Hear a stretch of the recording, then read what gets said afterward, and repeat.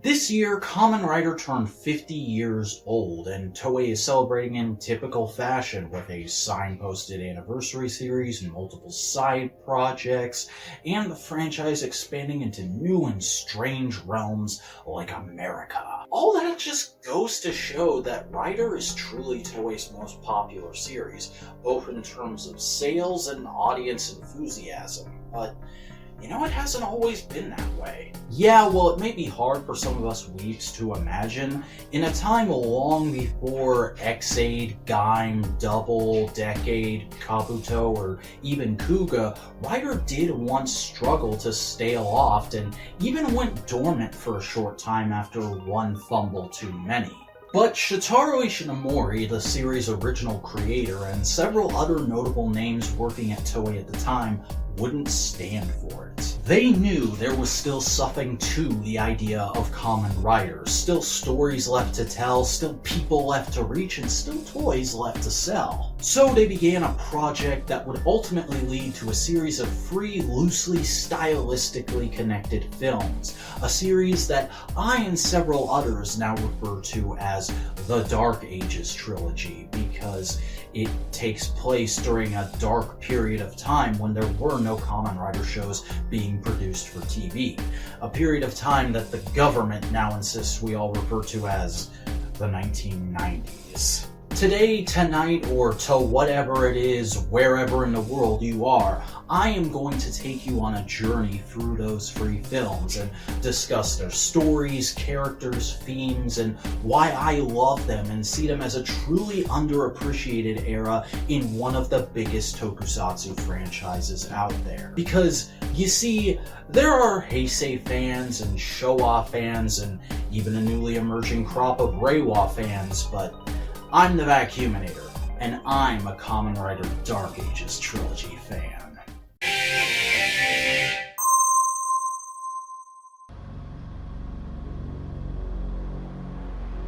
Shin Kamen Rider Prologue debuted in the spring of 1992 and was marketed as a reimagining to celebrate the franchise's 20th anniversary, despite that having been the year earlier.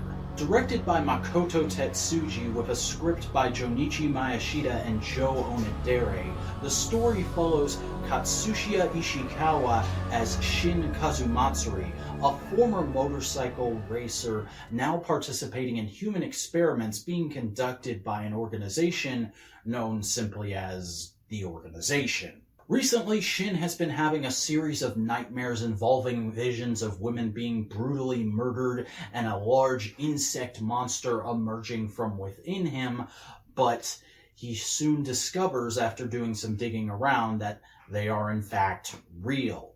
Shin has been blacking out all this time and running wild in the night because the Organization isn't just trying to see how much they can improve the human immune system, they've been turning him into one of the first in a new line of cyborg soldiers they intend to use to challenge God himself. Together with his lover Rin and Fodder, both of whom were also working on the experiments, Shin tries to escape the Organization's grasp but ends up getting tangled in a battle between them and the CIA, which ends with him barely escaping with the lives of himself and his and Lin's newly born half-mutant child intact. Unfortunately, Shin Kamen Rider Prologue did not perform well. At the time, Rider was still seen as a wholly child-oriented series, so the decision to reimagine it in a much more mature and explicit manner did not go over well, and to this day makes it a somewhat more infamous installment in the franchise, mainly due to probably the most gruesome monster death in the entire series. Personally though, I've always thought that was the least of Shin's problems, because, make no mistake, I like a lot of the ideas they had, but the movie is not very good. The pacing always feels off, the score rarely hits correctly in the scene it's used in, there are often edits that would feel comical in any other film, and the performances are often either way too stiff or way too over the top. Everything apart from the basic story and effects always feels off, but those two things are real saving graces in my mind, and it's nowhere more evident than in the movie's main transformation scene, which is so horrifically captivating that my non-horror movie enjoying self would be willing to wager it's up there with just about any Hollywood-made werewolf transformation. And why do I feel this way? Because it's clear that Shotaro Ishinomori did too. Sure, it might be due to his extended Stan Lee style cameo towards the beginning of the film, but the man went to his grave claiming ever since its release that Shin was his favorite version of Kamen Rider.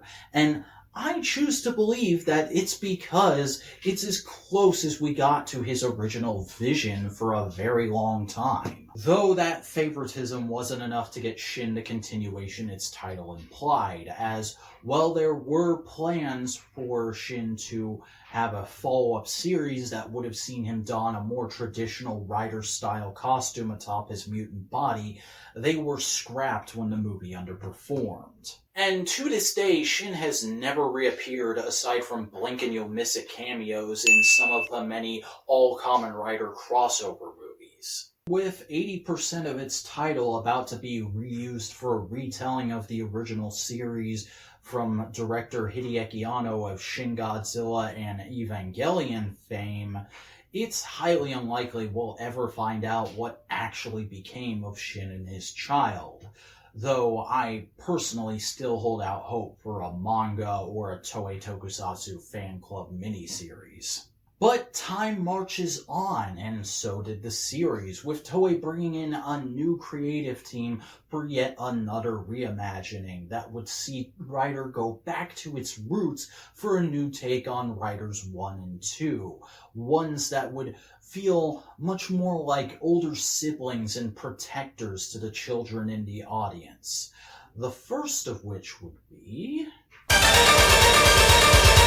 Kamen Rider ZO, or ZO as it would be pronounced in any country outside of my own, released in the summer of 1993 and is notable for being the first truly joint production between Toei and Bandai. Directed by Keita Amamiya with a script by Nobuo Shigemura, it stars Ko Dalman as Masaru Aso, though you wouldn't know it as he's always referred to as simply Mr. or Rider throughout the film. The story centers around the titular Rider after he awakens in the mountains and receives a telepathic message telling him to protect a little boy named Hiroshi from a being called the Neo-Life Form from a trio of monsters that are attempting to capture him. After numerous tough battles and close calls, which lead to Zio and Hiroshi forming a bond of sorts, Zio begins to regain some of his memories and soon learns that both he and the monsters are experiments created by Hiroshi's missing father,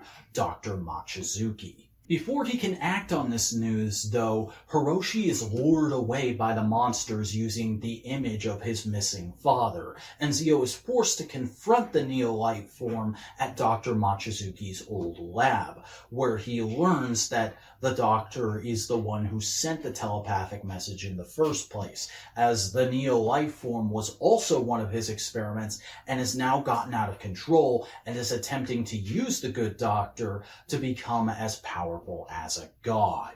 Zio, of course, defeats the Neo-Life Form with help from Hiroshi and Dr. Machizuki, the latter of which perishes in an ensuing explosion, and the movie ends with Zio reuniting Hiroshi with his grandpa and riding off into the sunset. Zio went over much better with audiences than its predecessor did, and while it didn't do enough business to get Rider back on TV, it did rekindle interest in the franchise, and I think that's at least partly due to its length. Kamen Rider ZO clocks in at a breezy 48 minutes, and it uses that time perfectly.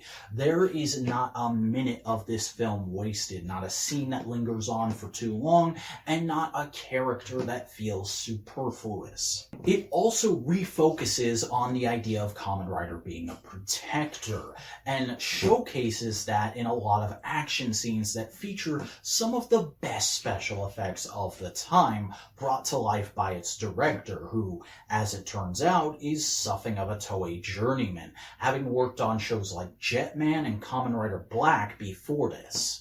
Add that to the fact that the score and performances are much more palatable this time around, and it easily makes this my pick for the perfect showcase of what makes Rider so enjoyable. And even if you've been knee-deep in this stuff for a long while, it's still highly recommended as a refresher course of sorts. There were plans for a direct sequel to ZO, which would have seen him gaining a more insectoid-looking secondary rider called Kamen Rider J, which, yes, was romanized as Gay, but those were scrapped in favor of doing a more spiritual sequel, one that would take the franchise to new heights. Kamen Rider J premiered in the summer of 1994 and featured the return of Keita Amamiya as director, but with a script now written by Shozo Unohara. The story follows Yuta Machizuki as Koji Sagawa, a photographer investigating pollution in some local mountains with his young friend Kana. One night, while they're going over some photos, the mechanical space organism known as Fog Mother arrives on Earth with a warship carrying thousands of monster eggs, which she intends to hatch and feed the human race to, just like she did with the dinosaurs. However, in order to hatch the eggs, she needs a sacrifice, so she sends her servants down to capture Kana, which they do and kill Koji in the process. However, he is brought back to life with an infusion of J-power thanks to two of the Earth's spirits after being selected by their link to the physical world, Barry the Grasshopper. And thusly he becomes Kamen Rider J and battles his way through Fogmother's free generals before eventually taking on his jumbo formation and destroying her fortress and all the eggs inside. J is notable in that thematically it's a massive departure from its two predecessors, choosing to have a more intergalactic threat and deliver a message of environmentalism instead of being a grounded character study, which I actually really like. It's fun to see Rider take on a more fantastical approach from time to time, especially when you have such a spiritual-sounding score and a cast even smaller than last time with someone who's very used to this kind of thing in the main role. Yeah, some of you may have already pointed it out in the comments, but Yuta Machizuki already played Geki, the Tyranno Ranger of Jew Ranger, just a few years before this. The effects are also fantastic this time around, with some concepts rarely seen elsewhere in Rider, like a quadrupedal monster or a rider growing to giant size like Ultraman. Sadly, though, this would be the end of new Rider projects for a while, as while ZO and J did appear again a few months later in an 8-minute 3D film titled Kamen Rider World, it only featured them fighting some recycled monster suits with almost no new story content, and they wouldn't appear again until it was alongside Shin as part of his aforementioned cameos. Meanwhile, though, most of the people who worked on the trilogy would go on to many other projects in the world of tokusatsu, most notably Amamiya, who went on to create the Garo franchise. While they've never had the marquee backing of periods like Showa or Heisei, the Riders of the Dark Ages trilogy have gained a cult status as fan favorites for some in the years since their debuts, and that has led to them getting the odd bit of nostalgia merch here and there, like collector-grade action figures and premium Bandai clothing. Currently, there are no home releases of the trilogy here in the West outside of a Sega CD game version of ZO, but The entire trilogy is available right here on YouTube with English subtitles officially through the Toei Tokusatsu World YouTube channel. And I've even got links down in the video description. So if you want to check them out, go ahead. However, as of this video's recording, there has never been an attempt to bring them back into the spotlight on any kind of major level, which honestly is probably my favorite thing about all of them. Because while they are all loosely connected to each other, none of them are directly connected in any kind of major way to the rest of the franchise. I mean, yes, they are all counted officially as Showa-era riders, but they all sort of stand as islands unto themselves, and while at times it's rough, they always provide a unique and interesting experience in the world of Tokusatsu, one I would highly recommend to anyone who thinks they sound like they'd be to their individual tastes. Thank you for watching. Please click the like and subscribe buttons to give me a leg up in the algorithm if you haven't already. Comment down below and let me know which one of the movies is your favorite, or if you haven't seen them yet and are going to now because of this video. And if you want to get your name over my face like these awesome people, please head over to patreon.com/thevacuuminator and support the channel today. Until next time, this is The Vacuuminator reminding all of you to just keep going.